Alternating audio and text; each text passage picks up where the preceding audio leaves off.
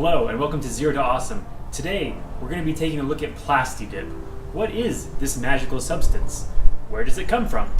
And more importantly, does it come off after 4 years? I don't know, but we're going to find out.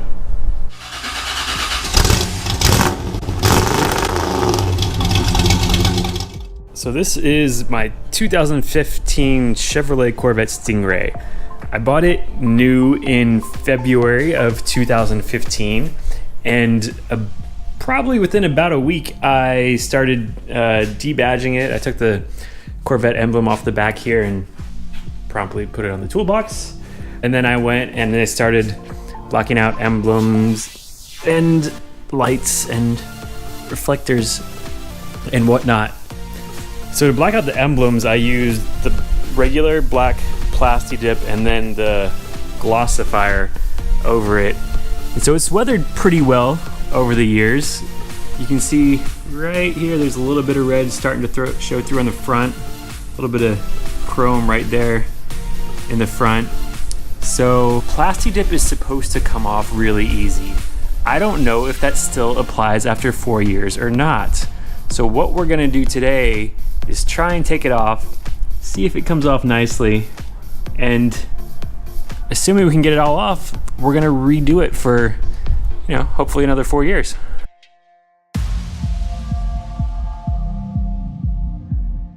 I'm going to go ahead and say this is not coming off easily. It's not really hard to peel off when you can get it, but it doesn't come off in sheets like when you first put it on. It's kind of old, kind of falling apart.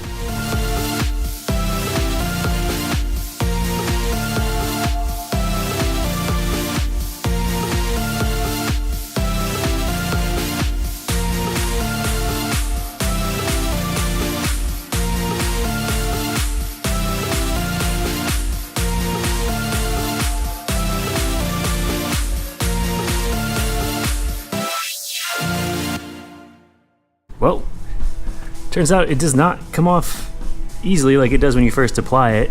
However, I guess after 4 years, plasti dip turns into goo because Goo Gone worked. A little bit of that, it started coming right off. Took the scrub brush, got it in all the little crevices, and it came right out.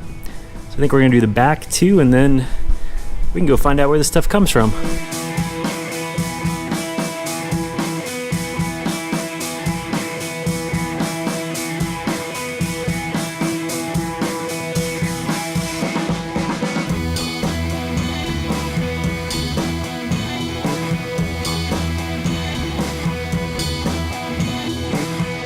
Both emblems are now back to their original terrible shiny color, which is good, but now I have goof off all over my car, so we're gonna wash that off real quick before we go find out where plasti dip lives.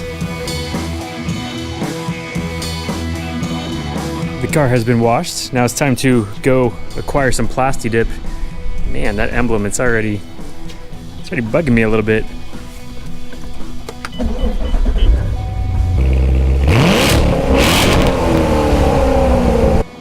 Days, there's a lot of different colors of plasti dip out there.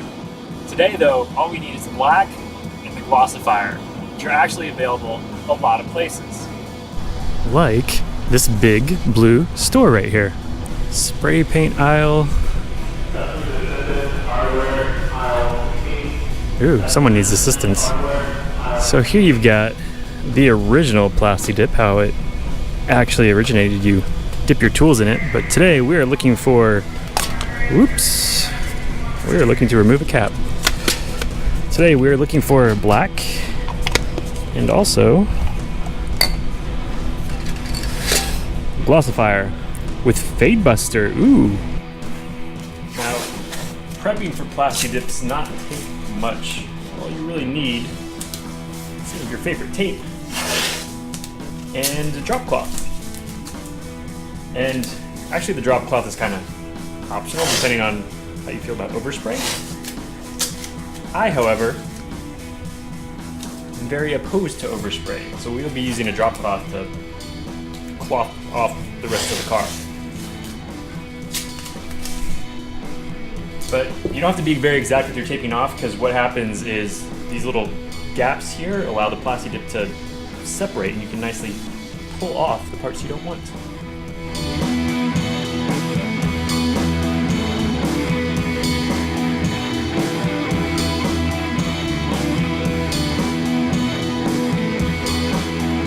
We're gonna do one quick wipe down with degreaser and then spray our plastic. Everything is clean, taped off, ready to go. Can says 30 minutes between coats. We're in Texas though, so 15 to 20. We're gonna do some light coats. It may not look like much at first, but we don't want any runs, so we still get this nice texture in the emblem here. And then we're just gonna build up first black, then glossifier, and it should look good.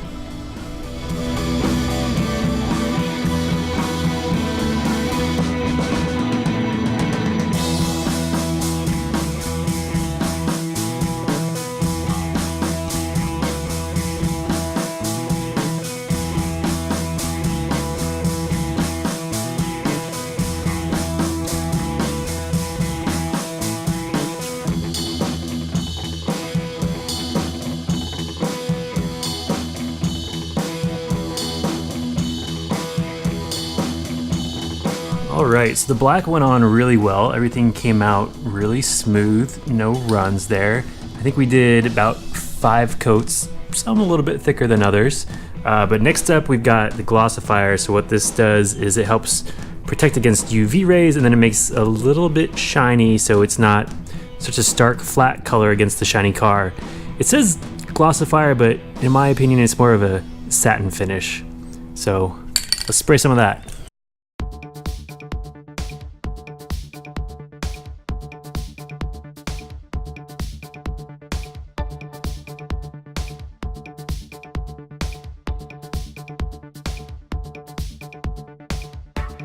We've been getting a couple of drips from the gloss can. Luckily, none of them have wound up on the emblem itself, but I've never had that problem before. So that's 2 coats of gloss down. We'll probably do 2 more and be done.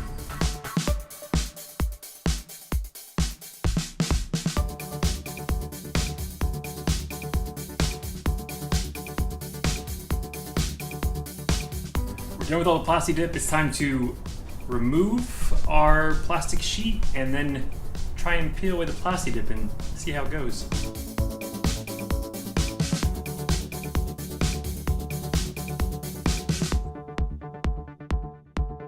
So the plasti dip has actually started trying to come off just as I remove the plastic sheet, because it, we sprayed over onto the sheet. So I think we're just gonna go with it and see how this goes.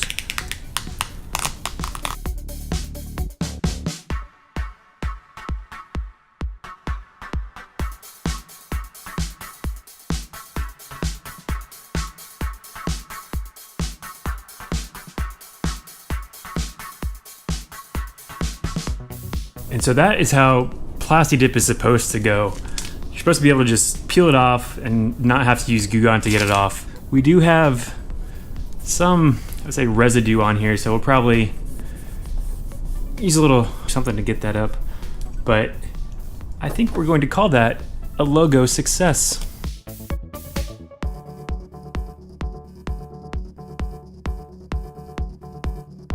A little bit of a different story here on the back. I was able to get the plastic off without removing the plasti dip. So now we should just be able to peel the plasti dip up and have it come right off the logo.